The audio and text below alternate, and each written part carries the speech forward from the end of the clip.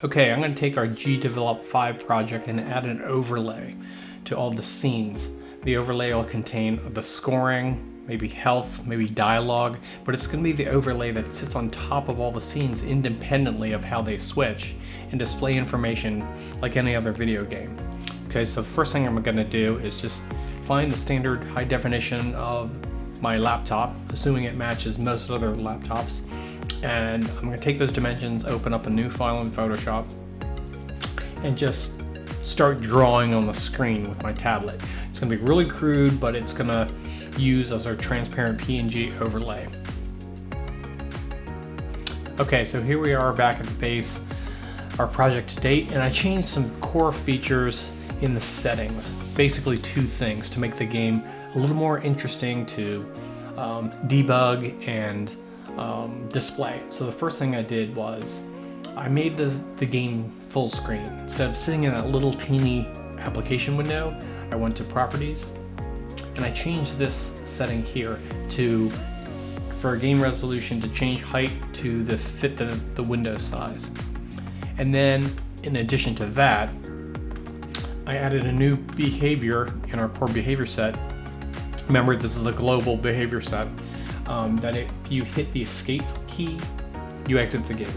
So that leaves us with something a little more interesting. You make the characters bigger, and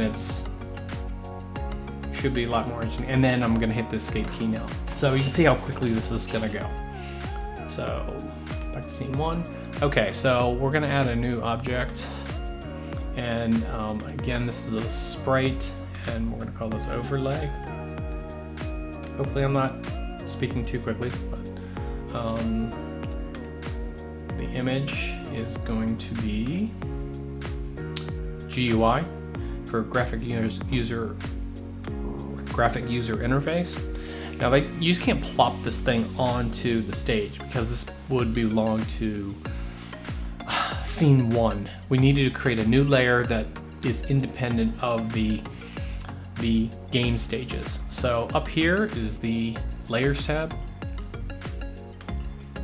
and we're going to create a new layer,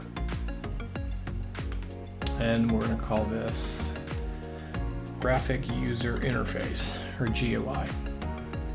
Okay, now we can go ahead and drop our new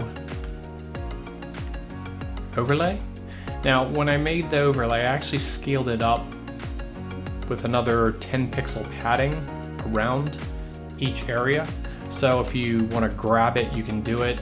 And also if it's not perfect, you'll get a little white area where the guy bleeds through. So this kind of pads out for insurance. Now this is now sitting, if I do go to the properties of this overlay object, it's sitting on the base layer. That means it'll disappear when we switch scenes. So we want to switch that to our new GUI layer. Okay, and now the layers down here, you can actually toggle them on and off.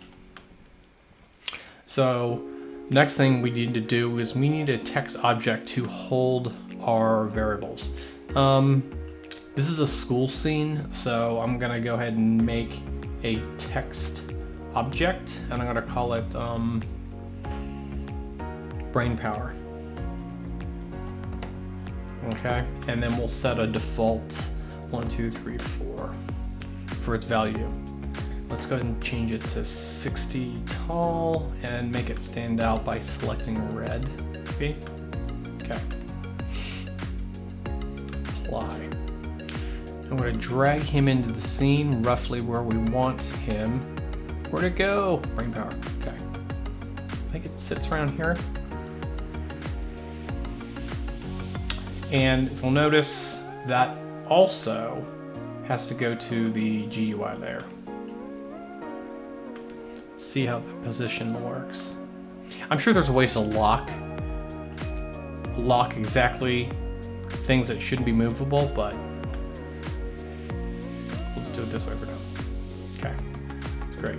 So we want to add some events to this so we can trigger that that value to be something.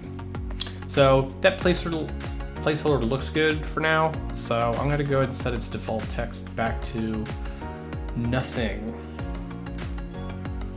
So I have no intelligence whatsoever. Look at me, just sitting there. There's no intelligence there. So let's create some stuff. Make sure that we are back on our base layer. I assume it's selected. Doesn't have a little selecty thing. So I made 2 books. One is Book Easy. It's some kid's book with a cat and a bow tie.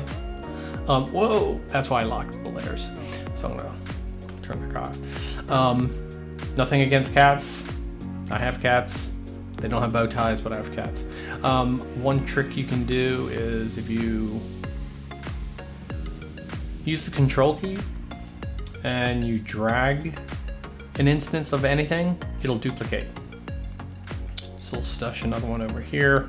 He's bigger, obviously. It's in the foreground. Drag another one, stash him way up on the steps. He's in the background. And we're not doing advanced scaling of the moving guy yet, but we'll get to that. And those aren't going to give you any intelligence points, you know? We're an adult, we have a beard. We need something that we learn from, something we didn't know, and I created book hard. And this is a particle physics book. We'll stash him in the center. Make him really small too, because college books are dense, boring, and expensive. Okay, so our event obviously is colliding with it, but we don't know what to update yet. This text element, brain power, oh, it was there, it's red.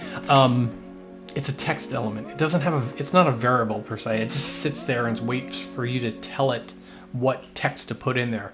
So what we need to have is a variable and to define a variable, but we have to have it globally as well. So you go to here,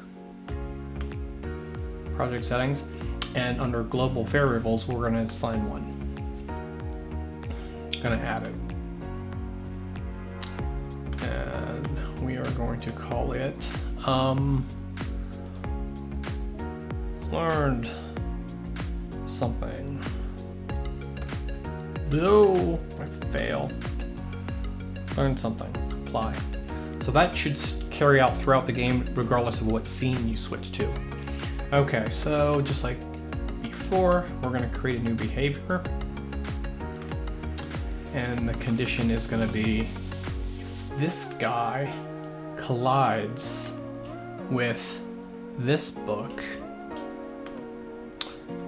then the action is going to be to iterate the global variable. Now the global variables don't show up here, that's the text label only.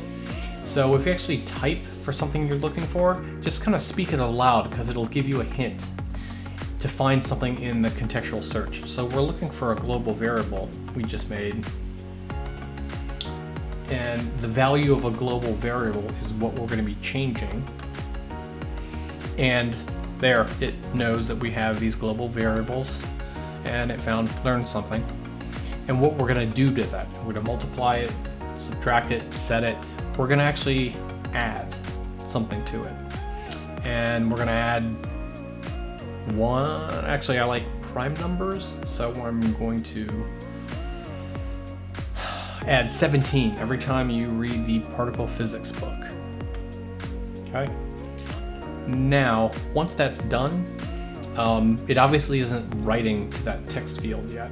So we need to do that as well. Every time it adds, I have to transfer the value of that and add that to the text.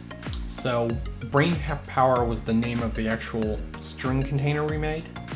So we are gonna act upon that object. We're gonna modify its text. Right now it's blank. And we're gonna choose an operator. We're gonna assign it something because it's not holding the value. The global variable is holding the value. So we're gonna set it to something.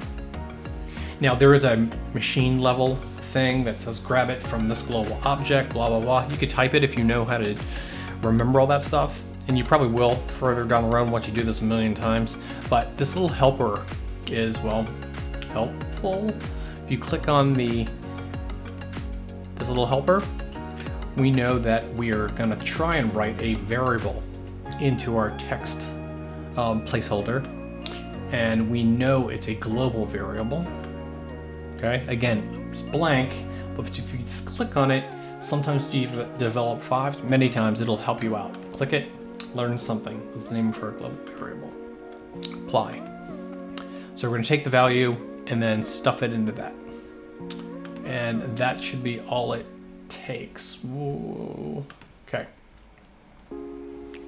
Nope, you don't get nothing for reading the poor cat books. What if you go to the particle physics book? Whoa. Way too smart. Okay, so what's going on here is collision isn't what we think of as a collision. If you actually collide with something, you think of it as an event that happens once, but in programming world, a collision still triggers, in this case, 20 times a second if you're still on it. So it's colliding even though it isn't the impact, it's actually the state of being collided with. So again, if you speak, spell out verbally what you're trying to find, then sometimes it matches up with a function it already has built in. So we're looking for something that collides but cuts it off after it first fires it. So we only wanted to do it once, so let's search for the word once. And there we go. Trigger once while true.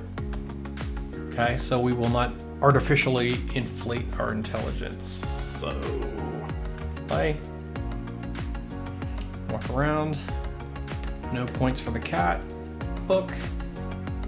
And there, 17 points smarter just by kicking the book. And then back, boom. That's all there is to it. So here you can add new labels. You can have health. If you talk to another character, you can set logic to say, if you talk to your character, you now know about this, or whatever you want to do. You pick up objects, and then I created this area here, this little notch, to be like an inventory. So once we start to expand on this game, I'm planning on using all of these areas. Like I may put a clock up here. This will be for inventory, and then maybe this area for health. Okay, so that's the basics, and I'll see you next time.